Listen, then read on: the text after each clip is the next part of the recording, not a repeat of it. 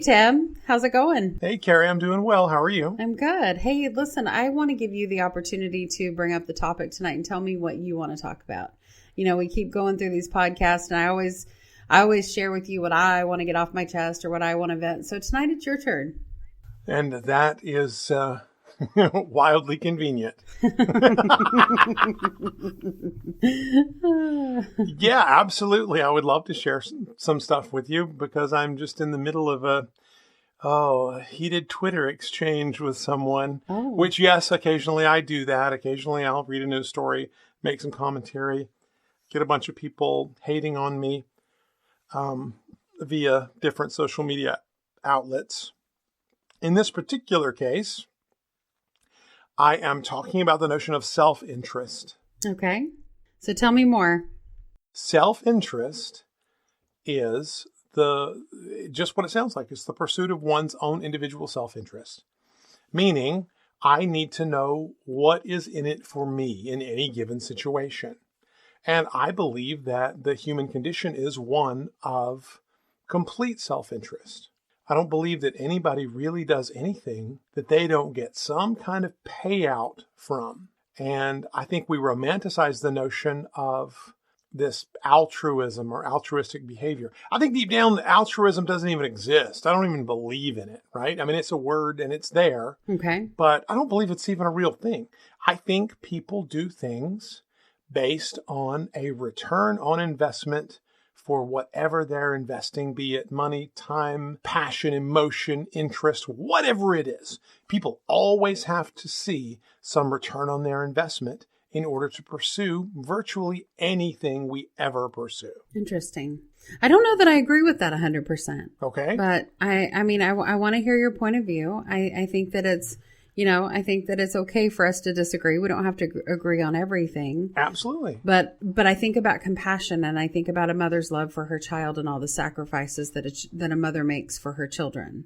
So what is the return on investment there? She is only doing that to gain pleasure or avoid pain. Really?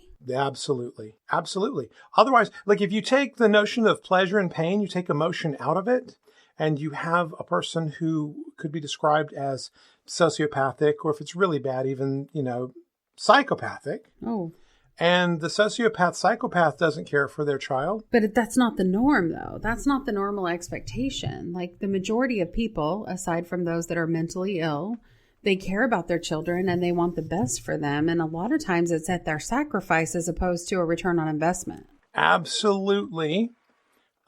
If you look at it on the very top level, I think you're probably right. If you look at the top layer of that onion, but when you peel it away and get a little bit deeper, what is the upside of caring for your child? Well, you've produced a child that is acclimated to society and would be a good, productive person in the world, and it would absolutely reflect on you as a person. And so maybe that's the return on investment? Well, that's one of many. That's one of many. How does it make you feel that child is well-adjusted and acclimated and makes you look good? Proud. You would be proud of them. Well, that's your payoff then, right? Mm-hmm. Now, if you don't take care of your child, how do you feel? If you don't take care of your child and they don't turn out well, you would be embarrassed. In any case, well, if you don't take care of your child and they're not behaving well, they're not growing well, then you feel embarrassed. Once again, that's an emotion that you're feeling looking at the rest of the world. Okay. The rest of the world is looking at you and they're saying, oh, what a terrible mother. And you feel embarrassed. You feel bad. Also, the child suffers and you feel bad. So the work that you're doing with that child is either to gain what you consider to be a pleasurable feeling or emotion, or avoid what you consider to be a painful feeling or emotion. I don't know, because I believe that there are those people out there that give freely. They give without any expectation of getting back in a lot of those cases. Now, granted, that's not every situation. I mean, I've been in situations where I've given and not expected anything back. And then I've been in situations or relationships where, yeah, I expected you to show up for dinner if I was going to cook it, or I expected you to, keep your date that we had, or something like that. So there was a return on investment. And so maybe that was a little more conditional, but I think there are instances for us to be able to love unconditionally and not expect something on everything that we give. I'm open to the notion that there are instances, exceptions that prove the rule, but I'll borrow your angle from just a couple of minutes ago. It's not the norm. It's nowhere close to the norm. That's sad to me. It is. But it's only sad because of the paradigm you've chosen to adopt. You've adopted a paradigm wherein that feels bad or feels wrong or feels hopeless or whatever.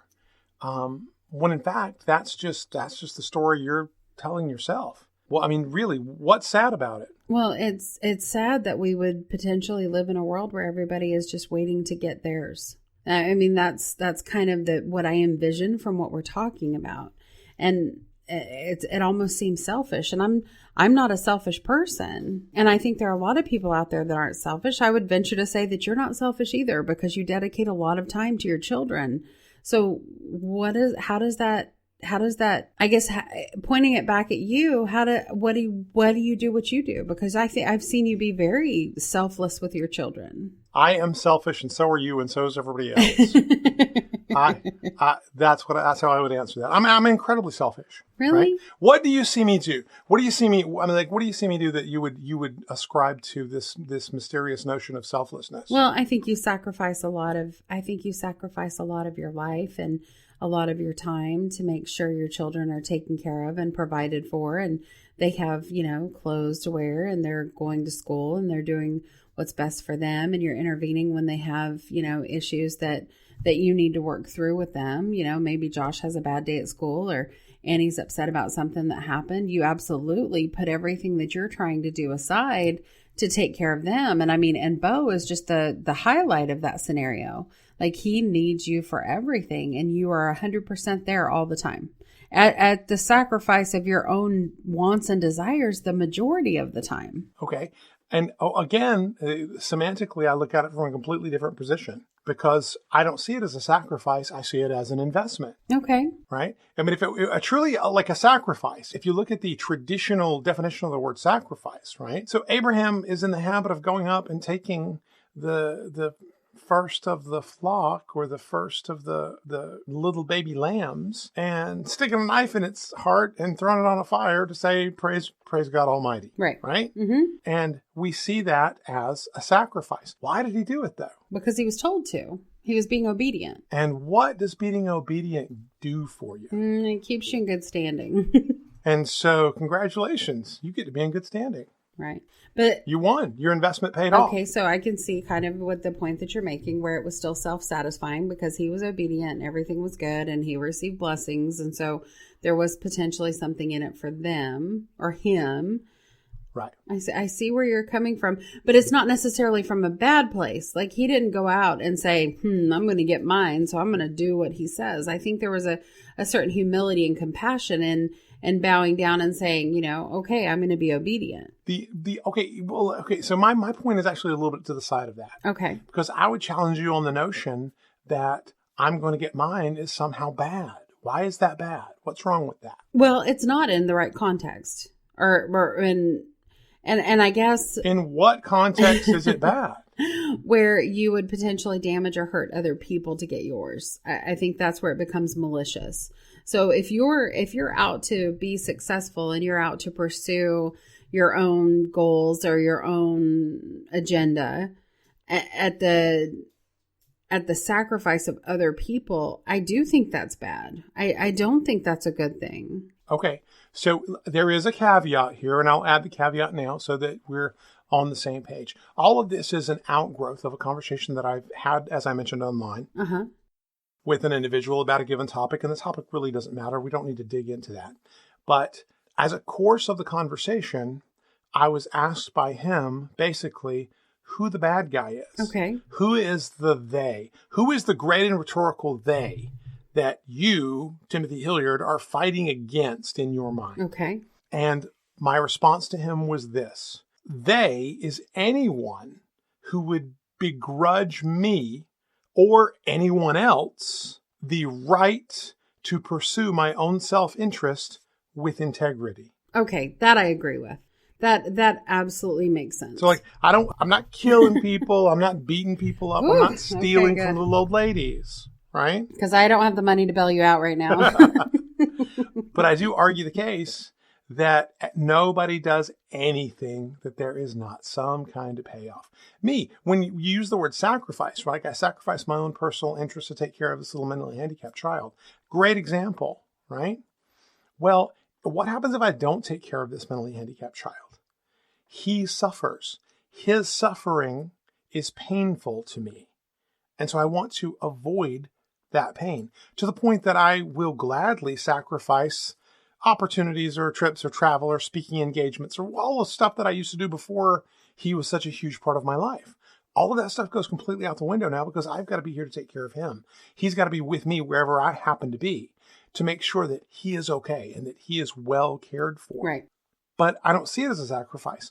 I am choosing to forego one investment, which is my freedom and ability to travel and speak and whatever, in favor of a higher paying investment as far as my estimation of the payoff is concerned. Okay. I get to both avoid the pain that would be caused by him not being well, and I get to claim the return on that investment that is the joy of being around him and the return that I get from him doing well and feeling good and learning through life and taking care of himself and advancing and progressing and all of that stuff. It makes me feel good. It makes me feel good about myself. I feel like a great father. I feel like a great teacher and trainer, and I'm able to help him and guide him. I mean, you got to understand, I'm regularly walking down the road with a 22-year-old man hand in hand, right? Right. And I also got to tell you, kind of sad the world we live in. I've had some less than pleasant commentary hurled at me when people who see us from behind and say, "Oh, what's going on here?" And you know how people are, right? Right. You know how people are. And so I'll let you fill in the blanks in terms of that, the words that were used. But oftentimes these cars are on the other side of us. And I like to think that they feel like terrible people for hurling those insults. At the end of the day, I don't know. And there's nothing I can really do about it. But I am walking down the road holding hands with another man. Mm. Absolutely. A very handsome younger man. Okay. So, I get that. And I think that there's still a lot of love and compassion behind what you do and why you do what you do, which makes it selfless. So I understand both sides of it. Now, I am absolutely one that is an advocate of loving yourself and doing what's right for you. And sometimes that means saying goodbye to people.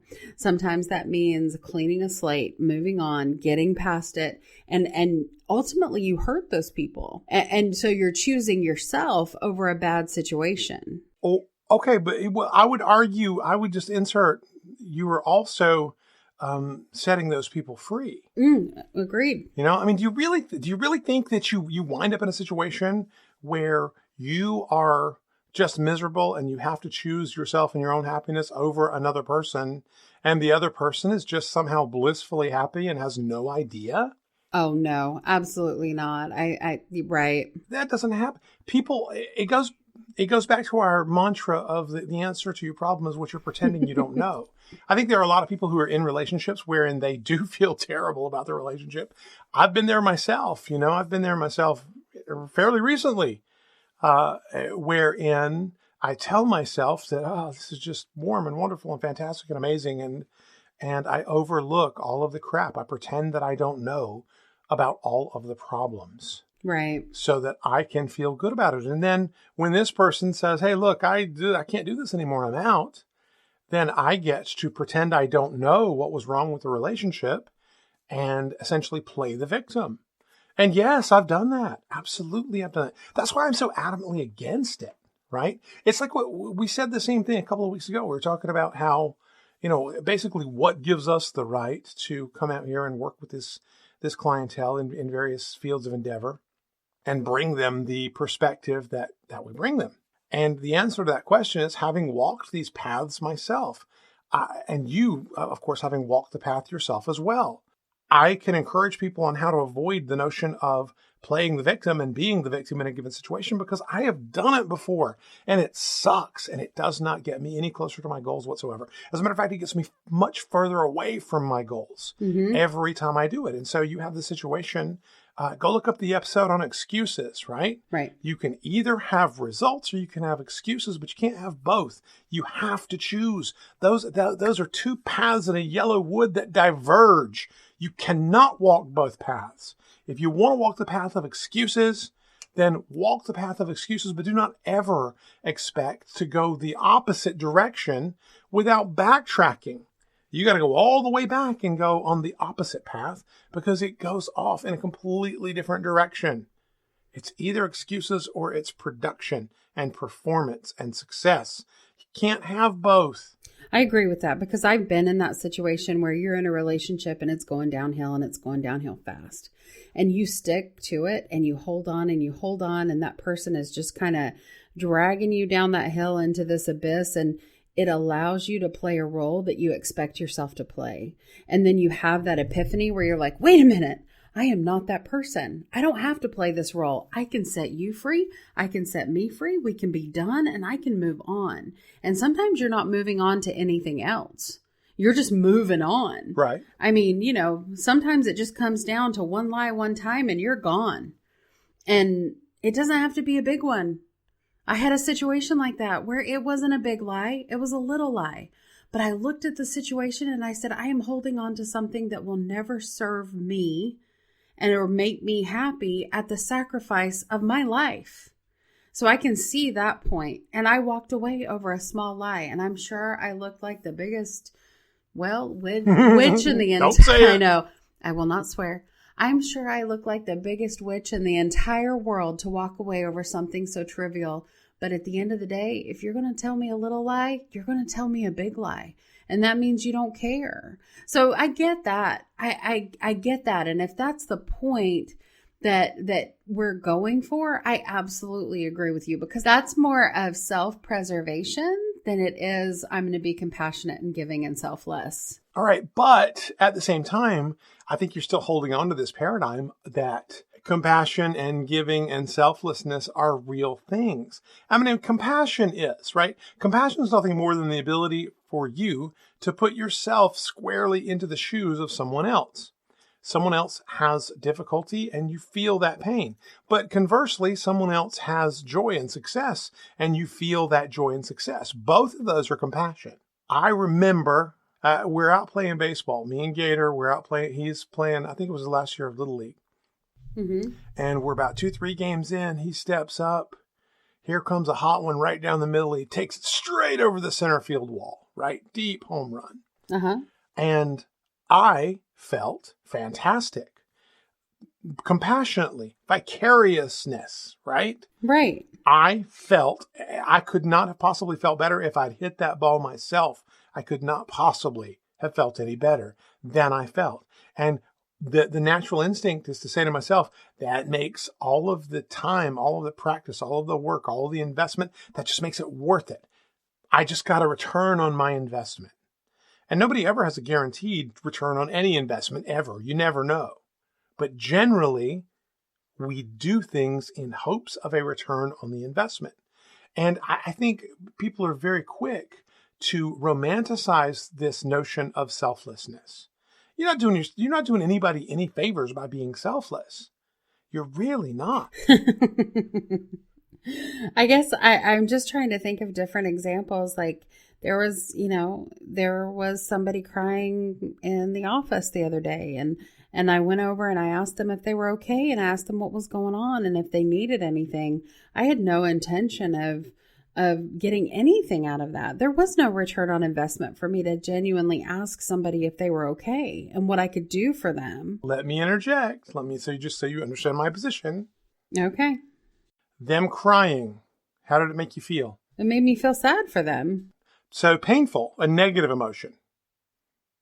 You interjecting or you intervening, how did that make you feel? Well, it made me feel a little bit better. Okay, I mean, you have avoided pain and you have acquired pleasure. But it wasn't about me. It's always about you. So none of it was about me. I could have absolutely walked past that person and been like, I gotta go. I have a meeting to get to. But I didn't.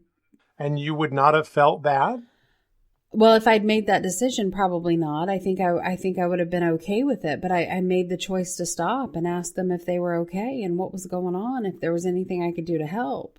And so it wasn't a situation where it was about me at all.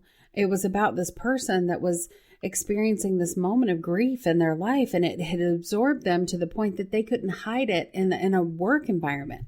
Right. And so it was like, oh my gosh, this must be something very traumatic for them to be breaking down in the middle of the hall in an office building and not be able to control that. And so I wanted to see if there was anything I could do. Now, I guess you could look at that and go, well, it's self-serving because it makes me feel like Mother Teresa, right? I mean, I guess you could say that, but in the moment, I wasn't concerned with myself at all. At all. That is exactly what most people think. Isn't that a sad world, though, where we're all just out to make ourselves feel better? Like, I'm more of an optimist than that. That really bugs me. Okay. No, what you're doing is you're romanticizing. You're romanticizing the notion that somehow there is this altruistic, giving, loving, selfless, I'm just out here to lift the world up with my glorious presence. But the minute you acknowledge your glorious presence, you just cashed a check, baby. You just got paid. Oh, sorry. I don't like that at all.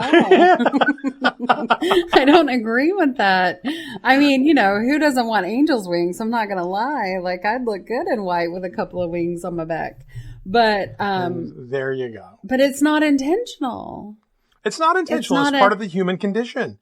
It's an absolute, irrevocable, inborn, inbred, ingrained, intrinsic, intensive part of the human condition. And pretending that it doesn't exist serves no one. So what about the fact, okay, so I grew up in the South. You know that you grew up in the South. I did. So what about, I actually, when I moved to Utah years ago, I dated this guy briefly. And when I say briefly, I mean briefly. Dated him, and we would go to the grocery store to get stuff so that I could cook dinner, or so we could cook or whatever. Or we'd go shopping or whatever. And one day he looks at me out of the blue and he's like, Carrie, do you have to say hi to everyone? And I was like, yeah, I do. It's how I was brought up. And if it bugs you that much, we probably should revisit this whole thing, because I'm not going to change that. And honestly, we dated for maybe a month after that. But 20 years, 25 years later, I'm still like, man, that guy was a jerk. So what if I say hi to people? Now, how was that self-serving? Okay. Would you say that you saying hi to everyone you pass by is just a part of who you are? Yes, it's how I was brought up. My mom did it. My grandma did it. I do it. And it's genuine. It's not like, oh, hey, I greet everyone. Right. And so it fits your own self-definition, so to speak. Perhaps. I mean, I've had a bad day where I probably didn't bring my A game at the grocery store. And how did you feel when you didn't bring your A game at the grocery store? Well, it wasn't a reflection of that. It was a residual impact of having a bad day. I didn't feel like being social. Right. How do you feel about the fact that you are the girl who says hi to everyone? I love that about me. Congratulations, you just cashed a check. Damn it. You get to feel good about you. You get to feel good about your definition of who you are. And we all behave in that fashion. And granted, like, I don't want to be like some, like, I mean, I don't want it to come across as negative, and I don't want to come across as, sanctimonious or self-serving in any way. I mean, understand, as you have astutely observed, I dedicate the better part of my life to taking care of a 22-year-old mentally handicapped man. Right. And I still believe that I do it because of what's in it for me. I just believe that that we should, I guess I'm more optimistic than that. I believe that there's so many different emotions tied into what we do and how we do it. And when you add in compassion and you add in caring about other people, we should aspire to more than that. Okay, but hold on a second. Optimism implies pessimism on my part, right? Well, no, I think realism. So I think you're being realistic. I think you're looking at it in a very realistic view. And it potentially, even almost scientific, like it potentially gives us something like a rush or endorphins or something along those lines. Maybe it's a physical response, but that return on investment could be equated to something that is more physical, more tangible, because it's a hormone release or something like that. And maybe I am romanticizing, but I truly believe that we have the ability to aspire for more than self-serving. Not in the situation that we're going to be self-sacrificing. Okay, so there's a difference. But I think that we should aspire to be more than self-serving. And I believe that we as human beings have the ability to do that. It's not too late. And I disagree. I think that we are born to engage in events that release a little bit of dopamine. And we get to say to ourselves, look at me. I'm okay.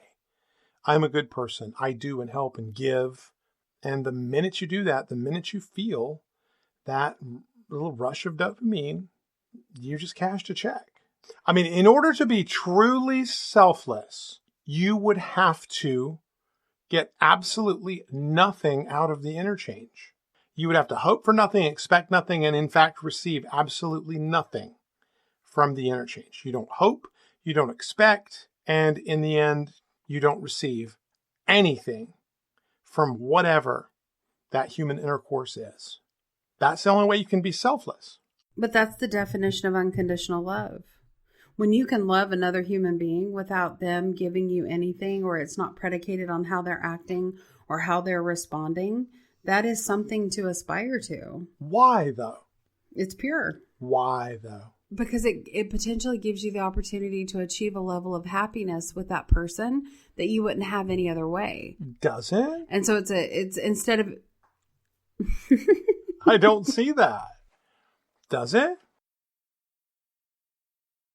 Yeah. How? I completely believe that it does. You're absolutely building a love for somebody that isn't predicated on what they give you or what they provide to you. And so I believe that there's a way to provide to yourself the things that you need and still be able to love another person without it being conditional on whether or not they're living up to your expectations. Right. I believe that that's possible. Can you think of any examples? I just keep thinking about this book I read last year. It was called Real Love, and it talked about that, and it talked about achieving that, and how when you can't strive for that or you can't achieve that, it can potentially be detrimental to your relationship. Like but it does exist. I mean, I'm not saying that it's easy for us to go out and say, I'm going to love everybody no matter what they do. If I was married and I was cheated on and and I found out about it, would I be able to love him unconditionally? Probably not. I think I'd probably be done. Right. But that doesn't mean that doesn't mean that there are people out there that aren't capable of that. I think the capability is there. Do I think that we've all achieved it? Probably not. I know I haven't. I know that there are scenarios where, I've hit my max and I'm gone and I'm out and I'll see you later. And I don't come back. And that is more, those situations that I've had in my past have been more about self-preservation because I've given so much to the point that I don't have anything else to give. And instead of being given back to, I'm empty. And so I have this moment where I'm like, I gotta go. I can't do this anymore. And I think that there are a lot of scenarios like that.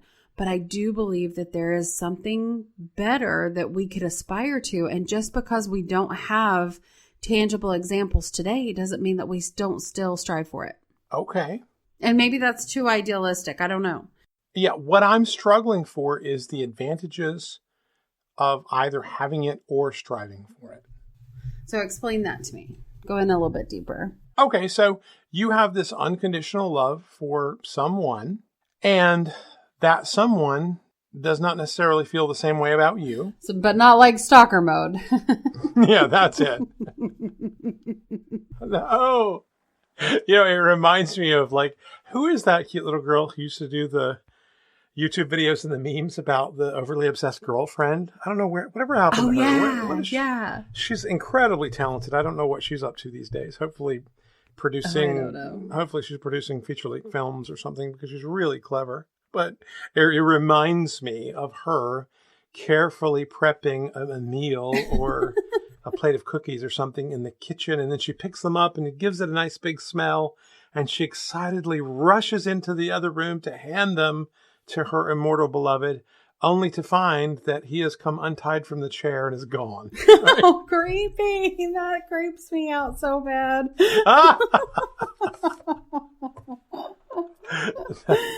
It was super funny though. Anyway, no, I don't want to like be super cynical, and I don't think I'm super cynical. I think I'm just really pragmatic. I'm just a really pragmatic person.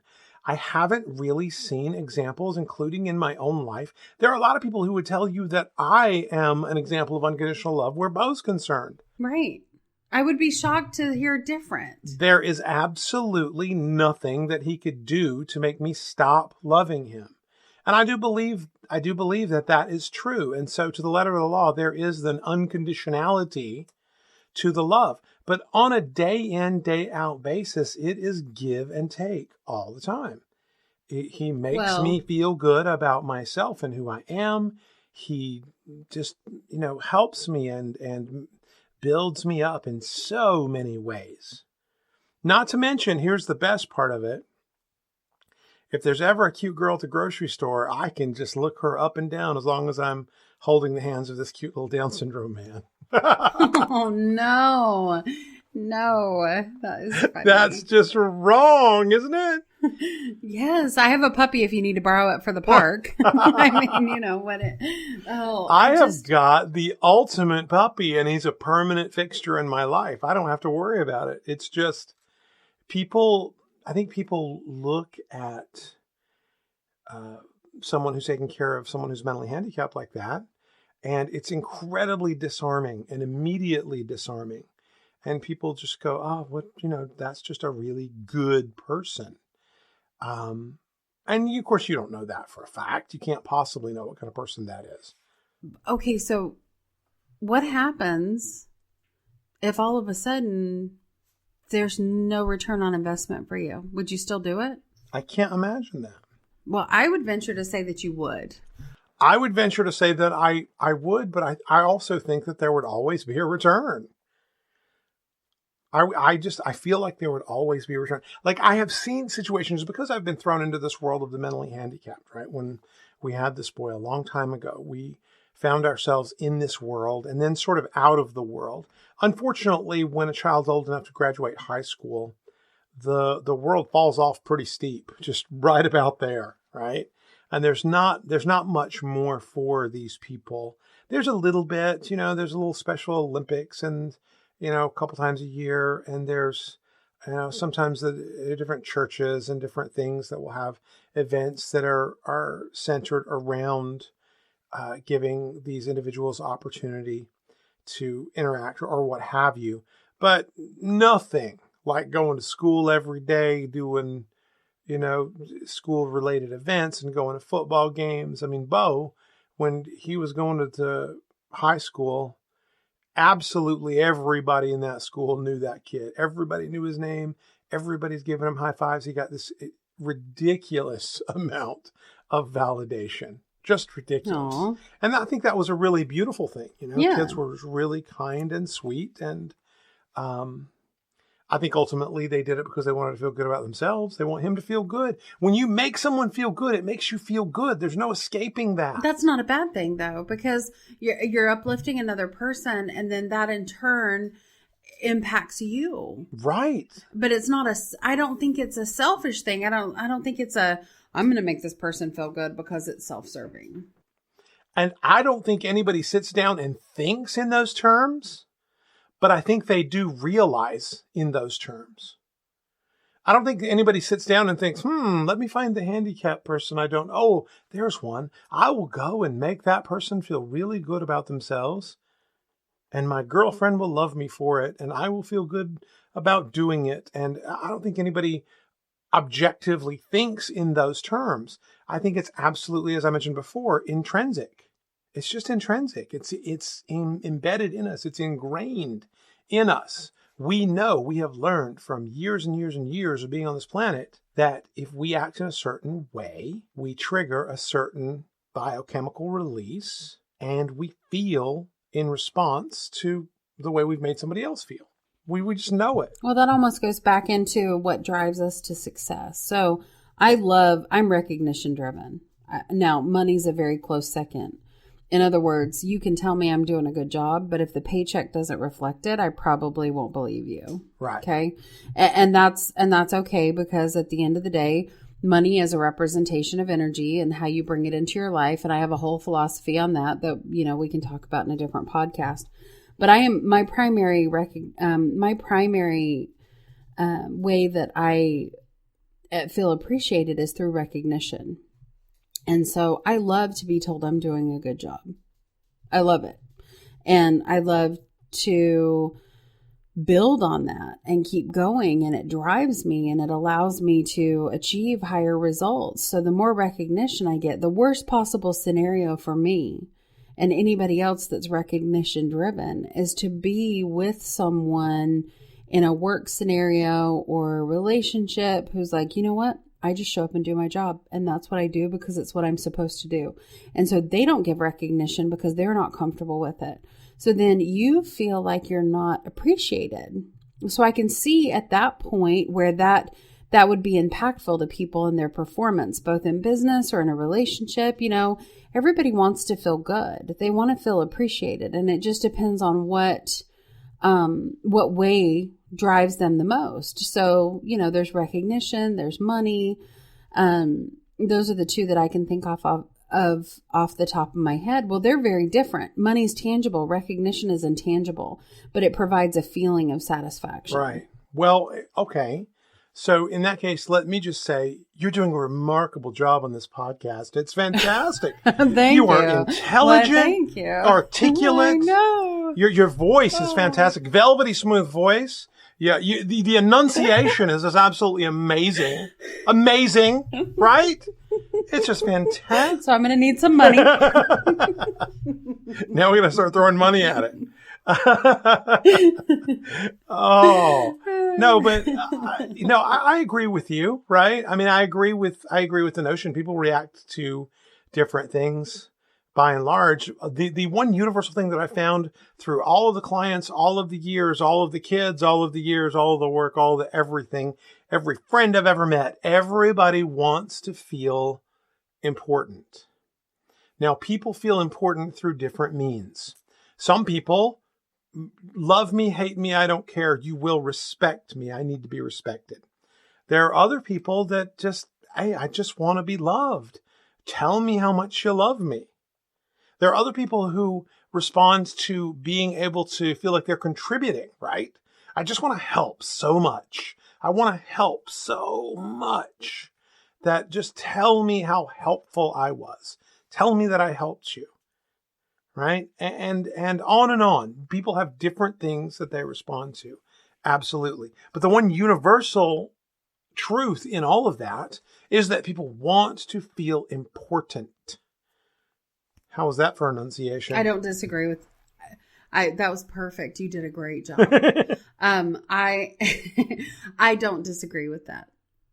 I don't. I think that everybody does want to feel important. I think it's an opportunity for us to feel like our lives matter. Right. So I agree with that completely. However, I don't believe that there's a manipulation from everybody, like on an intentional basis, I guess I'm trying to say. I don't believe that it's intentional manipulation to be self-satisfying. We might be ingrained to do that, and that euphoria that we feel, because you do feel something when you're in service to other people. Ultimately, you feel that same joy that they might feel when you're providing that service to them. And I think you can live off of that high for a really long time, but it's not a selfish thing. It may be a self-actualizing thing, but I don't know that it's a selfish thing. Okay, it's semantics. What's the difference between selfish and self-actualizing? So I'm potentially validating myself through service of other people and making myself feel good about it, but it's not a solely selfish intention. I may truly feel compassion for that person that I'm choosing to serve. And there's a difference, because I'm not necessarily doing that I'm not doing this act of charity or this act of kindness to get this full return on investment that I couldn't get if I just go out and do something on my own and for myself. Okay, cool. I disagree. Okay. I just disagree. Because here's what I think. I think that it is not consciously intentional. I think it's subconsciously intentional. I mean, if you think about it from this perspective, right? Newborn baby comes home, baby goes in the crib, right? Mm-hmm. Baby wets itself, baby's hungry, whatever. Baby cries. What happens when the baby cries? Well, we try to stop it from crying. We stop the child from crying. We intervene. How? We do something. We figure out what's wrong. Is the baby hungry? Does the baby need a diaper change? Does the baby need to be held? Does the baby have gas? I mean, it could be a plethora of different options. Right. We respond. We respond to the crying. Mm-hmm. How does the baby feel when it's responded to? Taken care of. Happier. Feels pretty good. Mm-hmm. How does the mom feel when she is, or the dad, when he is responding? Pure relief. Pure relief. Pain is avoided. And I think it happens. If it doesn't happen before we get in these bodies, it happens very shortly thereafter. We learn that certain actions bring pleasure, and we learn that certain actions create pain. And by balancing this pleasure and pain dichotomy, we are able to exact what we want from the human experience. I just want it to mean more than that. Correct. And okay, excellent, perfect. You fell for it, took the bait. Why do you want it to be more than that? Because I think it would validate your existence more. I mean, what separates us from any other animal avoiding pain and embracing pleasure? And if it did, in fact, validate your existence, how would that make you feel? Validated. Cha-Ching! You just got paid. Okay, I'm done. I clearly am the romantic one. Absolutely. And I am the one with sociopathic tendencies, granted. But like in the end, I think we learned from it. And I see your position, and I really do I understand it. And there is a piece of me that wants what you are saying to be the absolute unadulterated truth. I really do. I want for things to be that warm and fantastic and tender and beautiful, because it makes me feel good about my human condition. And thusly, I get paid. Then go with it. Right? And thusly, I get paid, which ruins the whole thing. You got to understand, right? Because I so desperately want it to be true, that is proof in my mind that it's not. Because if it was true, I wouldn't desperately want it to be true. It would just be a separate intrinsic condition of life. But it's not. I've never seen case one.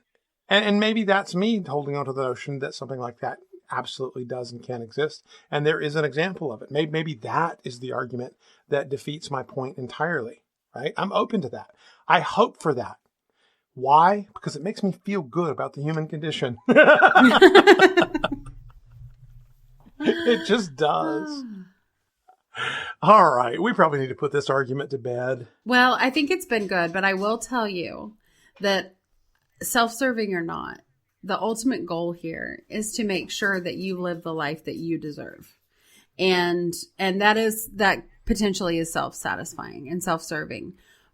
But it also will help the relationships that you have with other people and allow you to be the catalyst to lift them up, right, and have an impact on everyone that you meet. So self-serving or not, if your intention is one of integrity and it comes from a good place, I don't necessarily disagree. I just hate breaking it down to I'm either avoiding pain or embracing pleasure, because I believe that we have the ability to do a little bit more than that. I absolutely respect your point. And obviously we're not going to agree on every single thing. Otherwise it'd just be the we're right show. But we're right. We're right. And we agree. No, you're right. You're right. You're so no, right. You are. No, it's totally you. The point is... Everybody knows it's you. Well, okay, because I feel better about that. Exactly. But the point is, I think this is good because it just shows that it's okay to have different points of view. You can still be collaborative and still build on each other's perceptions and perspectives. And that's a healthy thing. You know, neither one of us are going to walk away from this podcast tonight and go, well, screw him. I'm not doing this anymore because he doesn't see it my way. I do take the more romantic and you know, the more romantic approach. And that absolutely makes me feel better. Absolutely. And it connects with the people who want to feel better. I mean, if you kind of like look down the client list a little bit and you were to take anybody off of that client list who has shown success, perhaps even a great deal of success, and there are a handful of people on there just like that we've, you know, helped in an immense way. And they'll be quick to tell you that. If you could be the catalyst that created one tiny little shred of that immense satisfaction and happiness in someone else's life, how would that make you feel? Fantastic. Absolutely right. And that's how we want to feel. We want to feel fantastic. We want to feel important. We want to feel like we're a part of this human condition. And because of that, we do these things that we do. Everybody is doing what they're doing because ultimately they just want to feel good about themselves.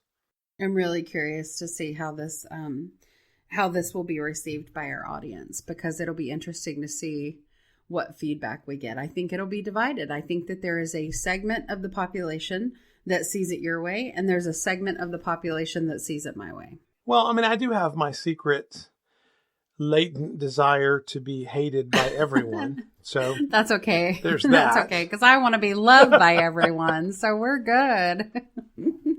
It just works. All right. Well, let's put a bow on it. Okay, sounds good. Let's wrap it up. We'll agree to disagree. Although what we can agree on is that nothing works without personal integrity. Absolutely. Amen. I believe that. Absolutely. Wholeheartedly. All right. Very good. Well, we will wrap it up and we will bring this conversation back around, or a very similar conversation, or hopefully a less contentious conversation. I hate you. Maybe we'll get back to our Mutual Admiration Society here in the next podcast in a couple of days. So, in the meantime, dream your life. And live your dreams, because it's self-serving. Because it makes you feel good about yourself. And you just got paid. Cha-Ching. Congratulations, you just got paid. All right, seriously. This is too much fun. We got to stop. Okay. All right, so we will circle back around and do it next time here in another couple of days. All right, sounds good. All right, bye. Bye-bye.